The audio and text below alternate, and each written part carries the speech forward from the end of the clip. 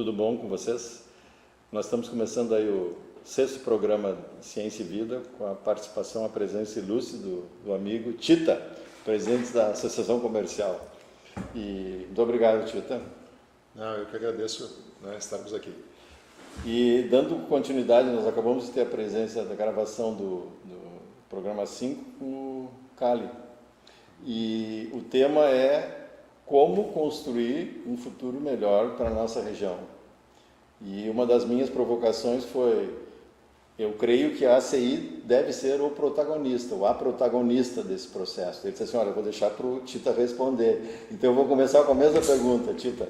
Tu acha que a ACI pode ser a protagonista desse movimento supraempresarial para construir o futuro de Montenegro? Eu acho que sim, a gente vinha conversando antes de começar, na minha segunda posse, no meu segundo mandato no início, eu coloquei para o Zanata, coloquei em discurso naquele momento, que ele passou esse primeiro momento, que era pensar uma reeleição, e a gente sabe que a política funciona assim, tu tem no mandato já pensando no próximo, para um momento, no próximo mandato dele, de pensar a cidade para frente. E a gente precisa, sim, esse alinhamento entre empresários e poder público, mas a gente precisa de um planejamento estratégico para a cidade. Nós temos algumas situações que a gente ainda não parou para ver. Nós temos um projeto Cura, que tem sua conta acabando aí nos próximos anos, eu não tenho exatamente a data, mas nos próximos anos, e nós ficamos com uma dívida praticamente impagável em função disso. Então essa situação precisa ser revista dentro desse processo.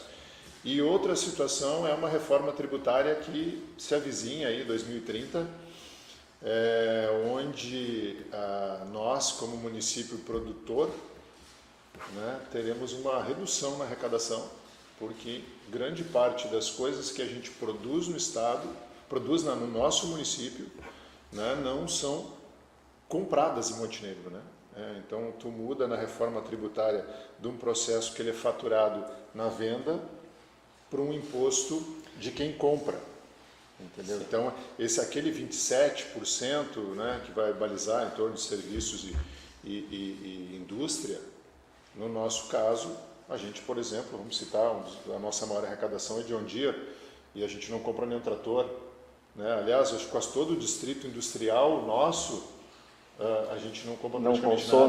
Não consome. E como ele vai ser taxado pelo consumo, um modelo diferente, a gente ainda não está enxergando isso e a gente precisa pensar todo esse processo. E eu acho que assim que o Zanata assumir efetivamente, o Zanata ou quem quer que seja, o segundo, ou ele o segundo mandato ou outro primeiro mandato, a gente sim vai provocar a prefeitura para que a gente tenha um movimento de pensar a cidade para frente. Eu tenho uma visão, assim, sou bem até... que eu já participei de vários movimentos em ACIs antigas e tal, e sempre que a coisa vai no poder público, tranca. Então eu sou um descrente em relação ao poder público como agente provocador e agente que vai tocar. Então eu vejo o agente público como um participante, sim. Sem nenhuma graduação, sem nenhum voto adicional, um membro, Mas eu vejo que a coordenação ela tem que ser da sociedade civil, sociedade empresarial e civil, vamos dizer assim, nessa linha. Porque eu vejo assim, Montenegro nós temos, se a gente olhar só a cidade, e a cidade se a cidade eu coloco a cidade a parte urbanizada, tu acaba tendo comércio, acaba tendo esgoto, passa sendo sempre os mesmos problemas. E a cidade em si, ela não gera renda. Quem gera renda são as áreas rurais, são as indústrias que estão perto e tal. Porque os consultórios médicos, consultorias, advocacias e tal, elas aumentam o PIB, mas elas não geram novas riquezas. Então, quando tu começa a pensar em região, Tito, na região, e aí eu acho que aí transcende, e está bem dentro da CEI, porque a CEI ela transcende ao município de Montenegro, ela vai além, tu começa a pensar que outras formas de geração de riqueza, eu falo riqueza, não riqueza para o dono, uma riqueza para a população. E acho que aí tem a questão assim, quando apareceu agora a pandemia e agora a catástrofe das enchentes, a gente viu como as comunidades elas são dependentes das outras. Então, como que uma comunidade que nem Montenegro, toda a região, pode se tornar mais sustentável? Ou seja, consumir mais aquilo que ela gera. Eu acho que assim, a reforma tributária, quando ela foi criada para que a gente saísse de um modelo de guerra fiscal, né? Então, para que, quando o empresário viesse se instalar, ele deixasse de escolher o município que dá mais ou dá menos incentivo para buscar um local mais perto do seu consumo. Sim. Né? Esse é o grande objetivo. Tá? Mas o que eu vejo no processo hoje como cidade, tá? E aí eu acho que assim, o teu desenho ali, né, é bem isso. A gente precisa pensar, né, a cidade como um todo. Região. Tá? Região, né? Região como um todo. Tá? No que a gente é bom? Tá? Fomentar o que a gente é bom. O que a gente produz de bom aqui? Fomentar isso. Né? A gente deixa, às vezes, de trabalhar... Claro que a gente precisa trazer investimentos de fora, mas a gente deixa de trabalhar, às vezes, com o pequeno agricultor, com a pequena agroindústria, né? No sentido de ajudar essas pessoas a crescer, ajudá-las a se desenvolver, porque é nessa forma que tu vai segurando as pessoas aqui, tá? Porque hoje tu tem uma evasão de mão de obra, né? E tu tem uma situação que é uma mão de obra também, né? Porque hoje vamos lá, todas as cidades, né? Que a gente conversa, né? Via Federação, qual é a principal dificuldade? Mão de obra. Tá? Claro que isso está muito associado a um pacote de benefícios que não exige da pessoa qualquer tipo de desenvolvimento, por exemplo, né? Eu não sou contra o pacote social, não sou contra o benefício, né? Eu acho que ele é essencial, ele tem que ter, mas ele tem que ter objetivo. Tu tem que dar um objetivo para a pessoa, né? Porque senão ela vive eternamente naquele modelo, né? E aí tu não está conseguindo atingir alguma das situações que é mão de obra, por exemplo. Tem uma entidade que eu considero assim, fiz alguns trabalhos lá para a FUBRA. Sim. A FUBRA ela adotou os pequenos produtores de fumo, que são 3, 4, 10 hectares, e são pequenos produtores mesmo. Então, assim, como é que ela pôde transformar toda aquela região, que ela atua hoje não só aqui, mas também no Santa Catarina, em uma comunidade que tenha essa geração de renda. Em primeiro lugar, educação, fomento, ou seja, ela permitiu que houvesse compras de máquinas, tratores, ou seja, e compartilhamento de tratores, e seguro, que se houver uma quebra de safra, ela continua mantendo essa possibilidade. E eu vejo que uma cidade, quando ela pensa muito fora, só naquilo que gera riqueza de curto prazo, ela não atende. Então, assim, a FUBRA, Montenegro poderia ser um agente fomentador das suas micro áreas rurais, dos seus microempreendedores. E aí tu trouxe uma outra coisa importante, a coisa da educação, né? Da mão de obra não educada. E isso é fundamental. Ou seja, se eu estou precisando de alguém que seja capaz de tocar um micronegócio, um momento rural, eu acho que não é as escolas daqui continuarem dando as mesmas disciplinas de antes, elas têm que ir e ajudar a comunidade a se desenvolver. A gente precisa pensar as comunidades. Né? O que eu sou bom? Então eu tenho que desenvolver essa escola para atender a demanda dessa região aqui. Né? E isso a gente não enxerga hoje, e eu acho que assim a nossa avaliação, e aí quando tu fica preocupado quando a avaliação do IDEB das nossas escolas girou em 4,6, né? Abaixo de 5, cara, isso é preocupante. Claro. Né? Nós não estamos atingindo um mínimo de objetivo, né? Mas além disso, né? Atingir o objetivo básico, que é matemática, é pensar a região. E pensar a micro-região. Né? Eu tenho uma escola em Santos Reis. O que aquela região o que ele faz de bom naquela região? Vamos incentivar isso desde a escola. Tu vai incentivar lá as empresas, né? Vai ter um trabalho direto nas empresas, mas tu tem que fazer um trabalho também direcionado na escola, para que aquelas crianças que estão ali se desenvolvam pensando naquele modelo de negócio. Exatamente. Né? Porque senão Cara, se tu vai só dar matemática e outra coisa, dizer para ele que ele tem uma visão, e hoje a visão da internet é um negócio meio maluco, assim, né? Enfim, tu fica dando expectativas. É escravizador. Escravizador, exatamente.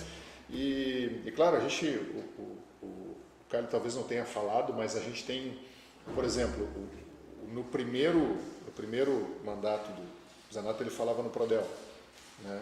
E esse foi um processo, que é um processo organizado, um processo criado na Alemanha, que pode ser uma forma de ser trabalhado, porque tu faz isso via lei, né? Então ele vai ser desenhado pela sociedade civil organizada, seja associação comercial ou uma outra entidade, junto com o poder público, tu precisa do poder público para isso, tá? Mas ele vai virar projeto de lei, né? Porque não adianta. O que eu vejo na política hoje que me preocupa? Tu pode desenhar tu pode fazer um excelente trabalho, né? Trocou o modelo, troca tudo. Sim, né? Trocou o ocupante da cadeira. Trocou o ocupante da cadeira, ele troca, às vezes, simplesmente para dizer por que não começou no outro. Né? Então, mas isso é uma coisa assim que sempre me incomodou muito, né? E agora, quanto mais velho a gente fica, mais a gente fica bravo com essa questão de que a cada novo ocupante do cargo as coisas são alteradas. Então não existe uma política de construção do município. Tu falaste no início, deveria ter um planejamento estratégico para 15 anos. Isso. Ou seja, que transcenda uma comunidade. Transcenda uma eleição. Uma eleição. E, por exemplo, vou citar um outro exemplo, né, que a gente tentou trabalhar e eu acho que agora, na última enchente, ficou muito claro que a gente precisa disso. Tá? Porque a gente precisa pensar em desenvolvimento geral. A gente precisa tampar buraco na rua? Precisa, é necessário, sem dúvida. Né? A gente precisa pintar a calçada, a gente precisa limpar a rua, né? Mas a gente precisa pensar a cidade como estratégia de desenvolvimento. Tá? Então, tu vê vários municípios se desenvolvendo, por exemplo, com aeroportos regionais. Tá? E, cara, a gente tem dificuldade para fazer uma pista de 900 metros que vai custar 2, 3 milhões. E se a gente tivesse essa pista durante a enchente, cara, isso aqui tinha virado um hub, né? E ao mesmo tempo, não é só pensando na questão da enchente, tu atrai empresários para cá, porque hoje eles têm dificuldade de pousar em Porto Alegre, por exemplo. Tá? Sim. Então, vamos transformar o aeródromo num aeroporto, tá? Porque ele vai trazer uma indústria, tem toda uma indústria por trás disso, né? Tem todo o fornecimento de serviço, de combustível, né? De hotel, de restaurante. Escola de pilotagem. Escola de pilotagem. Assim, acho que tem uma palavrinha que está por trás, quando fala assim, desenvolvimento geral, é uma visão sistêmica. A visão sistêmica, ela não é só aeroporto dentro de uma visão macro. Isso. Que visa o desenvolvimento da cidade. Então, se aquela decisão de fazer um aeroporto não gerar o desenvolvimento da comunidade, não se adota. Não, com certeza. Só se ela tiver, então, a construção disso. Então, a escola vai ser envolvida, a produção vai ser envolvida, o próprio comércio vai ser envolvido. Eu vejo assim, tem uma coisa que eu escutei há pouco tempo atrás, o Jeff Bezos da Amazon, ele diz assim que todo mundo se preocupa em o que vai mudar. Ele diz, não, se preocupa em o que não vai mudar. Então, o que não vai mudar? As pessoas vão continuar querendo se alimentar de coisas cada vez mais saudáveis, preço cada vez menor, eles não vão querer um preço maior. Então, se a gente trabalhar a qualidade da prestação de serviços, eu quero ser a melhor cidade, onde tem o melhor atendimento do comércio. Então, isso vai trazer arrecadação regional. Isso. Tá? O serviço vai ficar aqui. Então, quando a gente pensa ali, vou ter um aeroporto, eu vou ter pessoas trabalhando, eu vou ter venda de combustível, eu vou ter oficina, eu vou ter locadora de carros porque eu preciso, eu vou ter ocupação no hotel, né? E talvez até trazer novos investimentos de outros hotéis para cá. Então, é toda uma rede que tu traz junto. Né? Não é simplesmente eu vou fazer uma pista. Sim, é uma mudança cultural. Cultural, exatamente. Eu estava falando antes a questão do... Estava falando antes de Gramado. Gramado é uma mudança cultural. Eu, como já sou um pouco mais velhinho, quando eu estive em Gramado no século passado, eu digo, as pessoas não gostavam de trabalhar fim de semana, não gostavam de trabalhar de noite, Aquele horário que tu vai até 10, 11 horas da noite, mas hoje, se tu fores a Gramado, todo mundo trabalha naquele horário, porque é o horário onde os clientes estão, onde gera recurso. Então, assim, em vez de ficar brigando contra aquilo, se adotou essa questão. É uma mudança de cultura. É uma mudança de cultura. Então, se eu disser assim que o atendimento, eu gosto dessa palavrinha, que o atendimento nas lojas de Montenegro vai ser exemplar, as pessoas vão ter prazer em vir aqui. Se eu disser que o meu restaurante, que o meu X, eu começo a trabalhar na qualidade e num padrão de excelência. Então, assim, isso pode ser feito. Então, e aí, voltando para a questão, quem mais além da CEI deveria participar desse pool de empresas ou de... Eu acho que a Associação Comercial sempre tem que ser um dos fomentadores, né? Mas eu acho que a gente tem junto o Emater, a gente tem junto o Sindicato de Lojas, a gente tem junto o Sindicato Rural, né? Então, tudo isso porque tu precisa trabalhar, de novo, o modelo regional, inteiro, sistêmico, né? Não é... Uma coisa que a gente vê, por exemplo, Bento hoje, né? Tu paga para tomar um vinho e levar uma cesta para sentar no meio do parreiral. Tá? Por que eu não posso fazer isso e vender um suco de uva ou um suco de bergamota ou uma outra coisa e dar uma cesta para o cara sentar no meio dos pés de bergamota e colher a bergamota que ele quiser, por exemplo? Né? Coisas desse Tu já fez e eu já fiz, não tem nada melhor. Não tem. E aí tu tem quem pague por isso. A gente paga para ir a Bento fazer isso. Né? Então e aí assim, não adianta tu falar, por exemplo, eu vou falar em turismo, né? Mas tu fala em turismo separado do resto. Não vai rodar, a gente vai ficar sempre naquela, eu preciso fazer um site, ou eu vou fazer não sei o quê. Não é, eu acho que é mais complexo que isso, né? É todo esse planejamento dentro de um modelo, e aí eu citei o Prodel, o Cália defende muito, né? Porque é um projeto de lei. Então, assim, a gente vai desenhar esse planejamento estratégico e isso vira um projeto de lei. Então, trocou a gestão, cara, mas cumpra-se. Cumpra-se. Né? Tá ali. É isso que... esse corte a cada 4 ou 8 anos, cara, não nos beneficia do jeito que ele é desenhado hoje. Não, com certeza. Tem uma coisinha assim que eu acho interessante trabalhar, é a questão dessa visão de método, de metodologia. Porque quando tu envolve todos esses agentes, mais outros aqui, tu cria um compromisso. E aí entra uma coisa assim, existe dinheiro a fundo perdido, eu vou dizer, aos montes no país. O que existe é falta de competência de elaboração de projetos. Então, por que Montenegro não cria, por que a CEI não começa a estudar e acompanhar os projetos e começar a criar, se transformar numa instituição que possa trazer esse fomento? Porque não é só fazer o projeto, depois é acompanhar a execução, é prestar contas e tal. Então, se eu trouxer 10 milhões aqui para Montenegro e aplicar no agronegócio, e a CEI pudesse, ela vai ter que ser corresponsável, vai ter que se educar, então prever. Ou seja, dinheiro nós temos, não é que tu tem que pagar.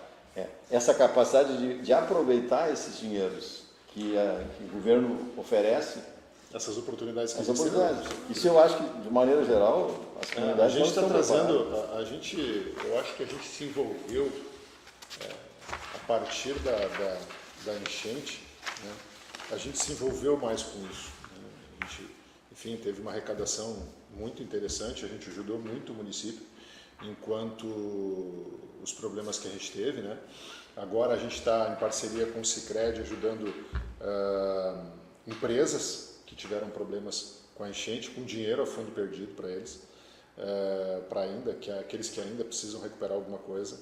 A gente está trazendo aí do Instituto Ling quase 2 milhões para investimentos em Montenegro a fundo perdido, tá? Investimentos em previsibilidade, tá? Investimentos em sistema de coleta de resíduos na rua, enfim. Tudo isso, né? Esses são alguns dos projetos que a gente está se envolvendo. Então, assim, tem Mas como tu falou, tem muito mais do que isso. Esses são projetos mais voltados da questão privada, né? Mas a gente sabe que o Estado tem. Tem. Né? Claro, a gente precisa se inteirar disso, aprender um pouco, né? Porque a gente sempre teve muito, não que teve muito afastado, né? Mas esse processo a gente sempre deixou muito com o poder público. Eu concordo contigo quando acho que a gente tem que se Eu acho que tem que começar a se apropriar disso aí.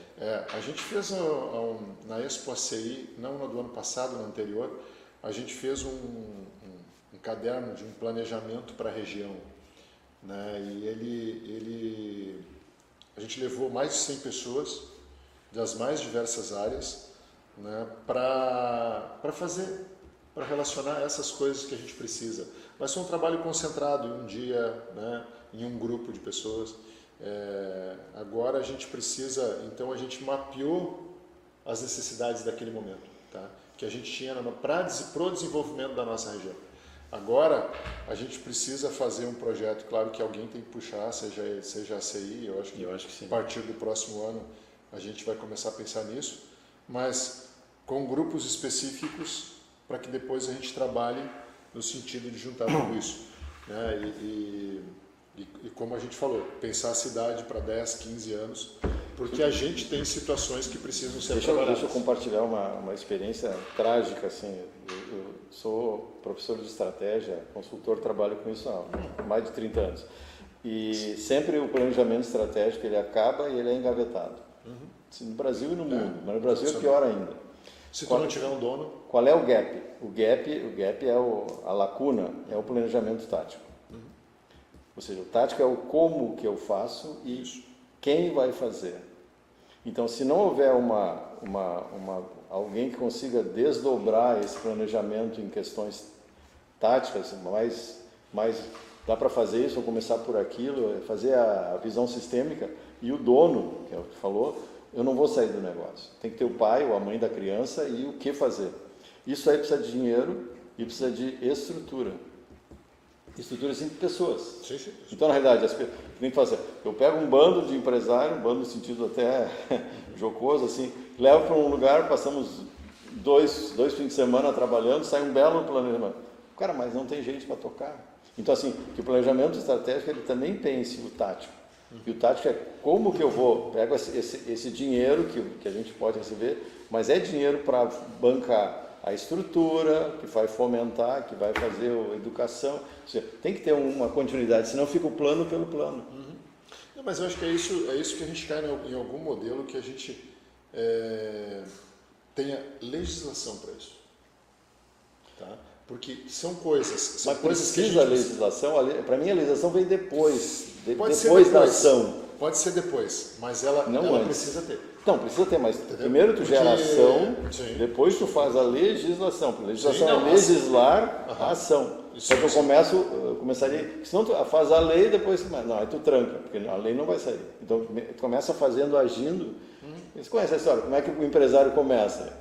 Ele não faz um plano de negócio, ele sai fazendo, depois ele organiza mais adiante. É essa mesma lógica. Né? Não, a lógica é com certeza mesma. Eu acho que, e eu concordo contigo, né? A parte tática é mais importante até do que o planejamento. Claro.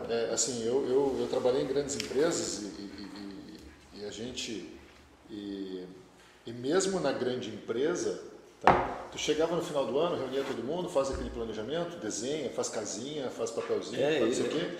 Tá, legal, todo mundo fez.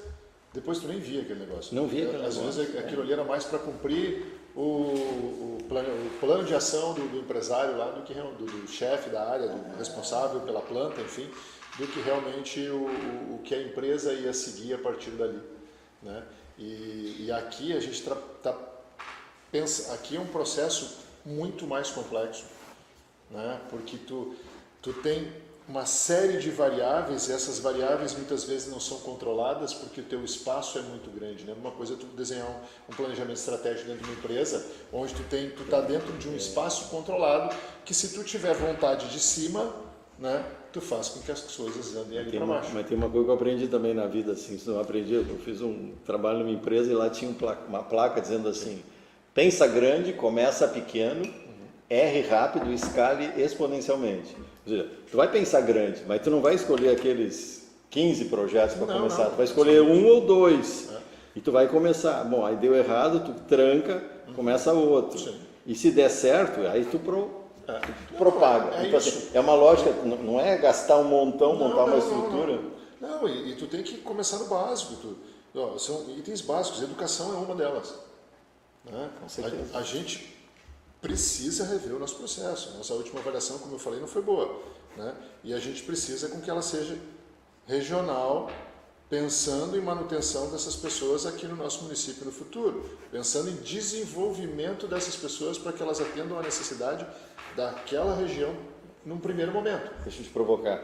Se eu deixar para o Ministério da Educação e Cultura pensar isso, esquece. Se eu deixar para a SEC, Secretaria, vai deixar. Então, tem que, se eu deixar para mim, a Secretaria de Educação, deixa assim. Então, tem que ser algum agente público, nem que falou sociedade civil organizada, né, que vai pensar como que eu posso criar uma educação regional, que possa atender nesses pontos.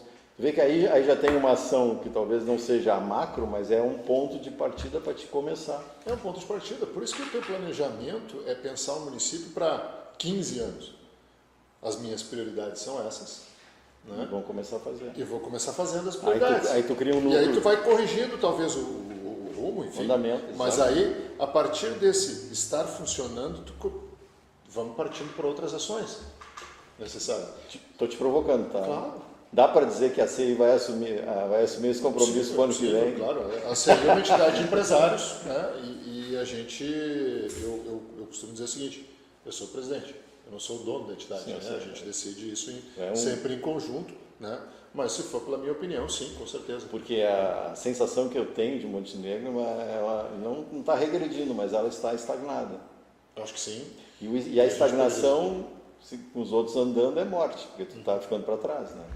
Não, nós temos uma arrecadação hoje, o Montenegro, hoje a gente comentava na CI ainda, né? Nós temos hoje a 16ª, 17ª, enfim, economia do Estado, né? Mas ainda a gente está pensando pequeno ainda. Né? Sim, o Cali trouxe que nós vamos, talvez, ano que vem se tornar a 13ª ou 14ª, mas que nem tu falou bem no início, na realidade é gerado por empresas do nosso distrito industrial que produzem e vende para fora.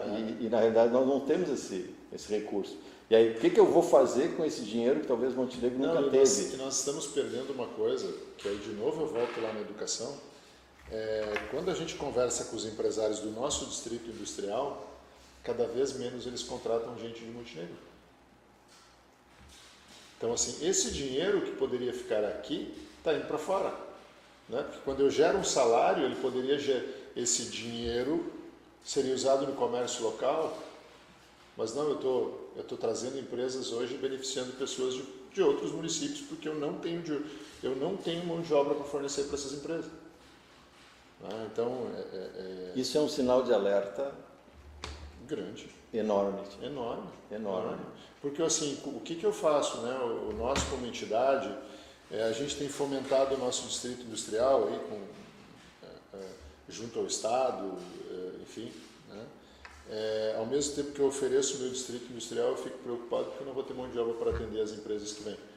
Né? Ou eles vão ter que buscar pessoas em outros municípios para atender as demandas deles. Né? Então, assim, de novo, nós voltamos naquele ponto inicial que é a educação. E a gente discute isso, mas naquela história, não tem dono da ação. Assim, eu estou parado porque eu fiquei estupefato mesmo com essa questão assim, de que a gente, cada vez mais empresas contratam mão de obra fora de Montenegro. Cara, isso é um sinal de alerta vermelho, né? Passou do vermelho já. Não, o diretor da John Deere, ano passado, me disse, né? O percentual de montenegrinos dentro da empresa cada vez é menor. Isso é preocupante. Palavras finais, meu grande amigo Tita. Eu acho que precisamos pensar, né, como a gente conversou aqui nesse momento, o município para frente.